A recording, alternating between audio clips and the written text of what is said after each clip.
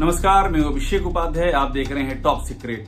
पहले आप ये दो तस्वीरें देख लीजिए, फिर मैं आपको विस्तार से बताऊंगा कि इन तस्वीरों के मायने क्या हैं। एक और करणी सेना का आयोजन, आगरा में रक्त स्वाभिमान रैली की राजपूत करणी सेना ने, छत्री करणी सेना ने, और उसमें बाकायदा पुलिस ने इजाजत दी, प्रशासन ने इजाजत दी और लाठी, डंडा, तलवार, डबल बैरल की बंदूक, ये सब दिखे उसमें। ये सब पुलिस की मौजूदगी में हुआ। और दूसरी तस्वीर है लखनऊ की, जहां भगवान परशुराम की जयंती के मौके पर अखिल भारतीय ब्राह्मण महासभा ने परशुराम यात्रा निकालने की कोशिश की भगवान परशुराम के सम्मान में, और उनको पुलिस ने नहीं शोभा यात्रा निकालने दी। तस्वीरें देखिए, पुलिस से किस तरह से आमने सामने की रस्साकसी चल रही है।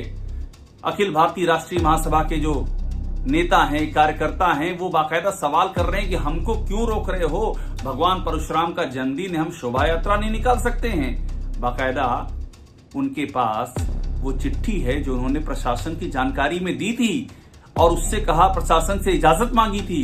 निचले स्तर से संस्तुति मिली, ऊपर से खारिज हो गई, उनको नहीं मिली संस्तुति।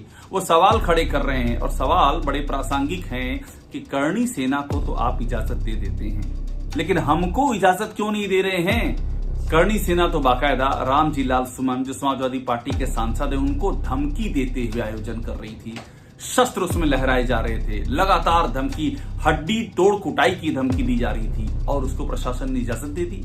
और यहां पर अखिल भारतीय जो ब्राह्मण महासभा है, ये तो शोभा यात्रा की परमिशन मांग रही थी। भगवान परशुराम का जो शस्त्र है प्रतीकात्मक, उसका एक फरसा लेकर के ये लोग निकलने की कोशिश कर रहे थे और इनको पुलिस ने नहीं निकलने दिया।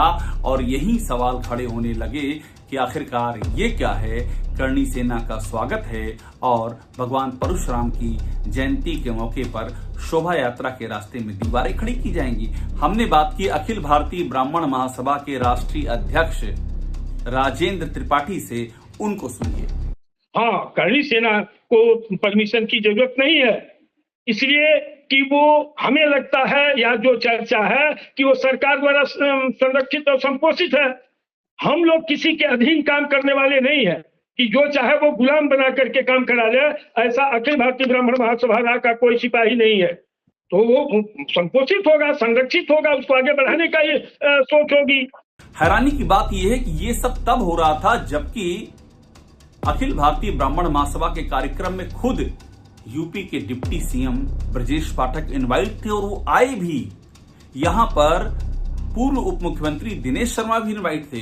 यहां पर योगी सरकार में मंत्री दयाशंकर सिंह, योगी सरकार में पूर्व मंत्री महेंद्र सिंह, ये सब इनवाइट थे और खुद डिप्टी सीएम ब्रजेश पाठक पहुंचे भी। उन्होंने वहां पर भाषण भी दिया।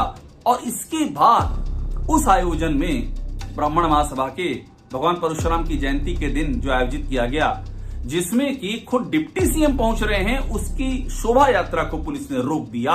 और यहां पर यही सवाल खड़े हो रहे हैं कि आखिरकार ये दो तरह का रवैया क्यों। एक और करणी सेना के लोग टायर फेंकते हैं। रामजी लाल सुमन जो सांसद हैं राज्यसभा के, उनके काफिले के आगे बाकायदा टायर फेंका जाता है और उनको गिरफ्तार करके और गिरफ्तारी पट जमानत, उनको जमानत दे दी जाती है। एक और हड्डी तोड़ कुटाई और हथियार लहराने वाली तमाम सारी चीजों के बावजूद करणी सेना को प्रदर्शन की इजाजत दे दी जाती है। तो वहीं दूसरी ओर भगवान परशुराम की जयंती के दिन शोभा यात्रा निकालने पर ही अड़ंगा लगा दिया जाता है। एक बार फिर से सुनिए, हमने जब बात की अखिल भारतीय ब्राह्मण महासभा के राष्ट्रीय अध्यक्ष से, सुनिए उनका क्या कहना है। भगवान परशुराम जी की जयंती पर शोभा यात्रा निकालने का आयोजन किया था, इसको रोका क्यों गया, वजह क्या थी, क्या परमिशन नहीं थी? राजेंद्र, यही तो समझ में नहीं आ पा रहा है कि परमिशन था। भगवान परशुराम जी की शोभा यात्रा निकालने का 1 सप्ताह पहले ही परमिशन के लिए डाल दिया गया था और परमिशन प्राप्त था। उसके बावजूद भी ये प्रशासनिक गुंडागर्दी क्यों की गई, ये समझ में नहीं आ रहा है। जबकि इस कार्यक्रम में सूबे के उप मुख्यमंत्री जी आमंत्रित थे, उनसे बात करके रखा गया। पूर्व उप मुख्यमंत्री आदरणीय दिनेश शर्मा जी, उनको भी आमंत्रित किया गया था, उनको भी आना था। परिवहन मंत्री डॉक्टर दयाशंकर सिंह जी को आना था, पूर्व मंत्री महेंद्र सिंह जी को आना था, अशोक वाजपेयी जी को आना, सारे लोगों को आना था। और यह कह करके जो ही हम लोग पूजन अर्चन करके भारी संख्या में लोग, करीब 200-250 गाड़ियों से लोग जुटे, और जब निकलने की बात आई तो पुलिस आकर के खड़ी हो गई कि नहीं, निकालने की अनुमति नहीं है। हम कही है तो आप परमिशन नहीं दिए। हम कल परमिशन देगा कौन? मैं आवेदन कर सकता हूं, परमिशन तो आप दोगे। और भगवान की पूजा के लिए परमिशन की जरूरत पड़े अपने इस हिंदूवादी सरकार में, सनातनी सरकार में, इससे बड़ा दुर्भाग्य कुछ नहीं। अब यहाँ उन सवालों की बात कर लें जो सवाल उठ रहे हैं। सवाल ये उठ रहे हैं कि आखिरकार योगी सरकार में एक फार्मूले से न्याय क्यों नहीं होता है? जो फार्मूला करणी सेना के लिए है वही फार्मूला भगवान परशुराम की शोभा यात्रा पे भी होना चाहिए। वही फार्मूला अगर किसी की नारायणी सेना है तो उसके लिए होना चाहिए। वही फार्मूला किसी की भीम आर्मी उसके लिए होना चाहिए। सबके लिए एक फार्मूला हो। ऐसा कैसे हो सकता है कि आप एक सेना को लगातार इजाजत देंगे? और यहीं पर सवाल खड़े होता है और ये सवाल लगातार पूछा जा रहा है कि क्या ये सब सत्ता के संरक्षण में हो रहा है? करणी सेना को क्या सत्ता का संरक्षण है? और सवाल इसलिए भी उठ रहे हैं, देखिए यहाँ पर अखिलेश यादव समाजवादी पार्टी के राष्ट्रीय अध्यक्ष तो लगातार कह रहे हैं कि ये तो स्वजाति का मामला है, यानी कि मुख्यमंत्री के स्वजाति हैं, उनकी ही जात के हैं, और वो लगातार इसी पर सवाल उठाते हैं कि ये तो सिंह का राज चल रहा है। आप थानों में देख लीजिए, एक ही जात विशेष की पोस्टिंग हो रही है मलाईदार पोस्टों पर।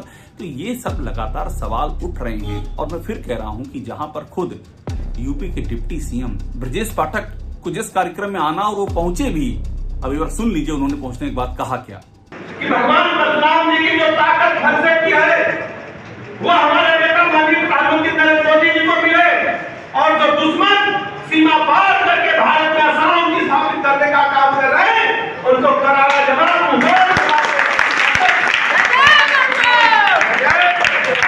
मोदी जी को देने की कृपा करें। तो ब्रजेश पाठक जहां जाते हैं उस कार्यक्रम के लिए ये होता है। उस कार्यक्रम के लिए होता है कि अखिल भारतीय ब्राह्मण महासभा की वो जो परशुराम, भगवान परशुराम की शोभा यात्रा होती है उसको रोक दिया जाता है। तो यही सारे सवाल हैं और ये सवाल यक्ष प्रश्न बन गए हैं। 2027 दूर नहीं है। एक बार फिर से सुनिए, ये जो हमने बात की है ब्राह्मण महासभा के राष्ट्रीय अध्यक्ष राजेंद्र त्रिपाठी, वो क्या कह रहे हैं? वो कह रहे हैं कि ब्राह्मण किसी का गुलाम नहीं है। ऐसा नहीं है कि ब्राह्मण किसी के भरोसे बैठा है कि आपके ही साथ रहेंगे। ये बड़ा संकेत है, सुनिएगा उनको।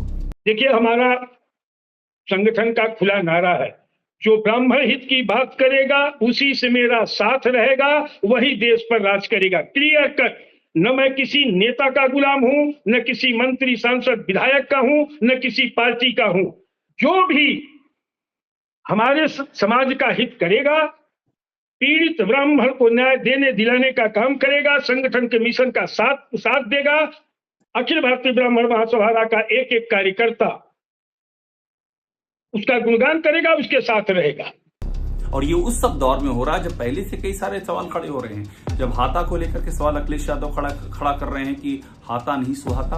हाथा मतलब पंडित हरिशंकर तिवारी का घर। और ये पुरानी मशहूर बात है गोरखपुर में, पंडित हरिशंकर तिवारी का हाथा और योगी आदित्यनाथ का मठ और उनके बीच में आपस में जिस तरह से अनबन रही है, लंबे समय तक रही है, आज भी है, ये कहा जाता है। और कई सारे एग्जाम्पल सामने रखते आए हैं, वो विकास दुबे से लेकर के विवेक तिवारी तक और आदर्श उपाध्याय से लेकर के बनारस वाले हरीश मिश्रा तक। तो एक तरह का ये नैरेटिव सा बनता जा रहा है कि एक जात विशेष को प्रश्रय है और दूसरे पर निशाना है।